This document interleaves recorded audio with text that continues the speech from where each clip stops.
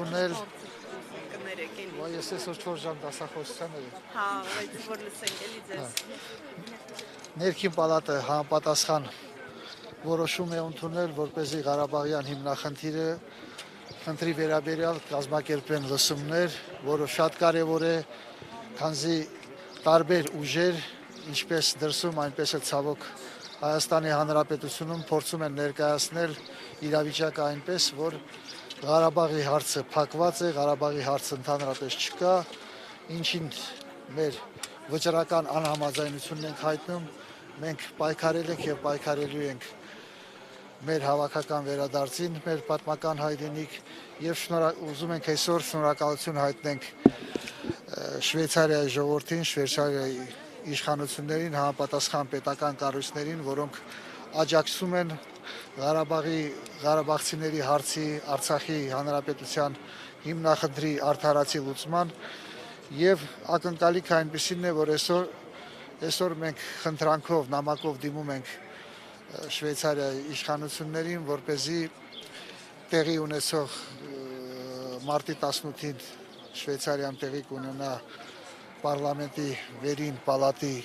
համապատասխան նիստը եւ ակնկալում ենք դրական որոշում, ակնկալում ենք, որ Արցախի հիմնախնդիրը կմնա միջազգային տարբեր ատյաններում, հարթակներում օրակարգային հարց եւ ժամանակի ընթացքում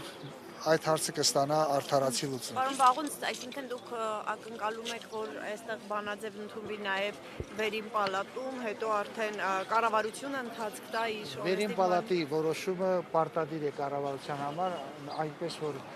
եթե ամսի 18-ին, մարտի 18-ին վերին պալատն էլ դրական որոշում ընդունի, կառավարությունը պարտավոր է լսումներ կազմակերպել եւ այդ լսումները հուսով ենք մեծ ռեզոնանս կստանան եւ կրկինս կվերադարձնեն Արցախի հարցը լայն քննարկումների։ Ինչ ժամկետներում, պարոն Վաղունց, այդ լսումները ինչ ժամկետներում լսումները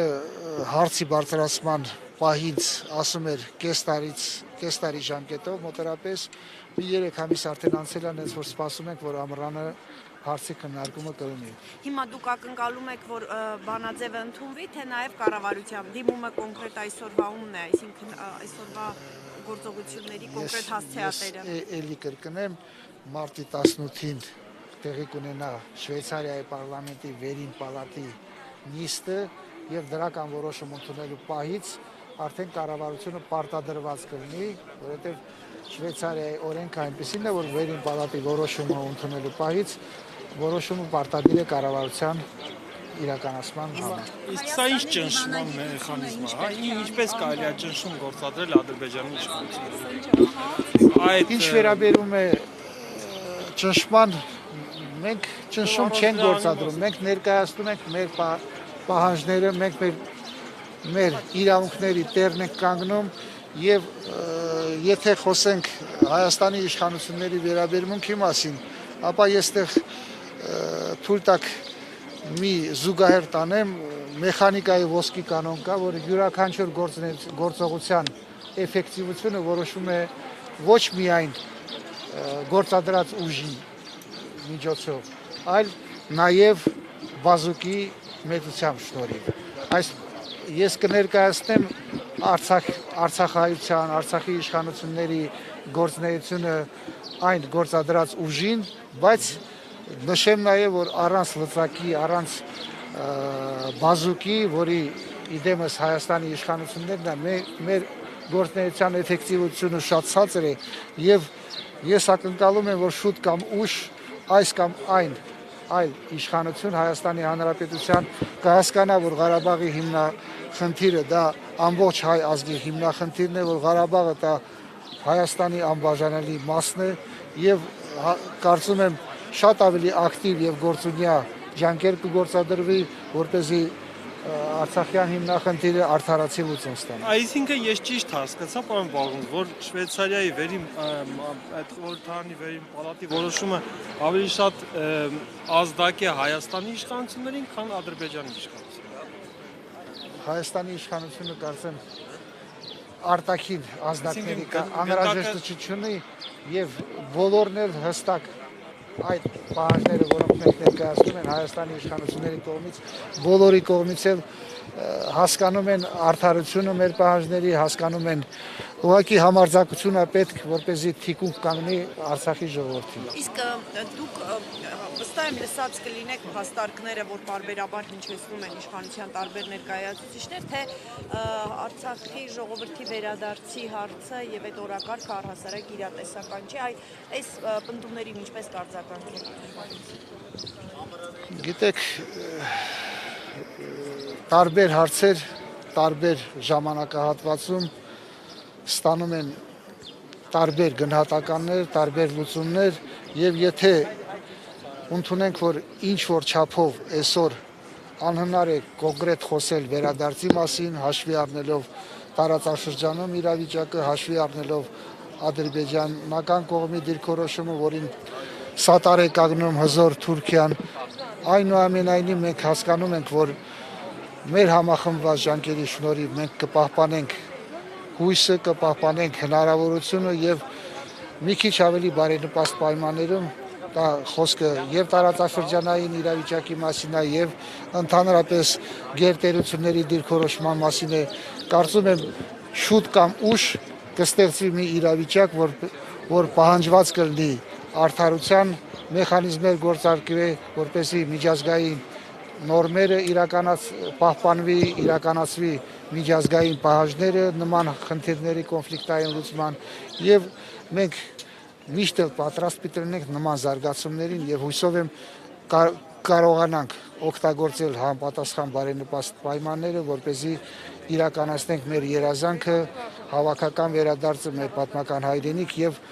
թույլ չտանք, որ Արցախը վերջականապես հայաթափվի։ Այսինքն ձեր ասածից ես ճիշտ հասկացա, եթե անգամ այսօր այդ վերադարձի հնարավորությունները տեսանելի չեն, բայց ամեն դեպքում հարցը պետք է լինի բանակցությունների թեմա իշխանությունների համար։ Գիտեք, հողում դրված ցորենի հատիկը եւս տեսանելի չի, բայց դա չի նշանակում, որ շուտ կամ ուշ այդ ցորենը դուրս չի գալու եւ իր պտուղը չեք ունենալու մենք։ Ես մի հարց էլ ձեզ տամ, պարոն Վաղուց, տեսեք, այս օրերին նաև կա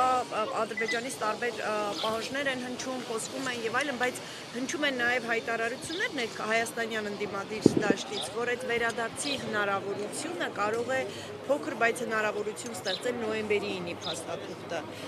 Սրա վերաբերյալ ինչպիսին է արցախցիների կամ առհասարակ Լեռնային Ղարաբաղի ժողովրդի դիրքորոշումը։ Ասեմ, որ դա քննարկման առարկա պետք է դարձնել, ինչպես եք դուք դրան։ Որպես ելակետային, այո, որովհետև այդ փաստաթղթի մեջին կան հոդվածներ, որոնց մեջ կա բավականին մեծ դրական պոտենցիալ, որոնք խախտվել են, այսինքն այն բոլոր կետերը, որոնք ներգրավված են այդ փաստաթղթի մեջ, օգտագործվել են միակողմանի իօգուտ ադրբեջանական կողմին եւ այն կետերը, որոնք ինչ որ դրական պոտենցիալ են կրում Արցախյան հիմնախնդրի մեր տեսանկյունից դրական արդարացի լուծման, այդ կետերը անտեսվում են մինչև այսօր եւ եթե մոտեցումը ճիշտ լինի, մենք կարանք որ քիչ թե շատ կայուն հենակետ ունենալ, որպեսզի հետագա պահանջները մեր ներկայացնենք, հետագա մեր պայքարը արդյունավետ դարձնենք։ Այսինքն կողմ եք անգամ, եթե այդ ձևաչափով քննարկումներ սկսեն վերադառնալ։ Մենք դրանից առավել ցավոք ոչ մի փաստաթուղթ այս վերջի տարիներին չունեցանք եւ պետք է հենվելով արդեն իսկ գոյություն ունեցող միջազգային նորմերին, նման կոնֆլիկտների իրականացման, լուծման, այնուամենայնիվ հղում կատարելով այն կետերին, որոնք ոտնահարվել են երկու կողմերից,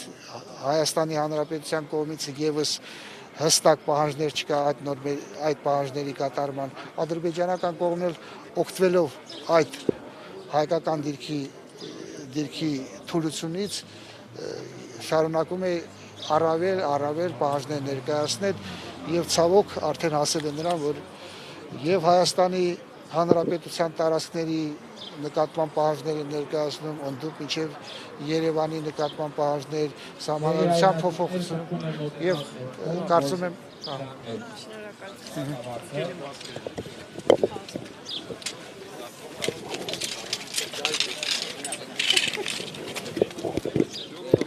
լինի, որ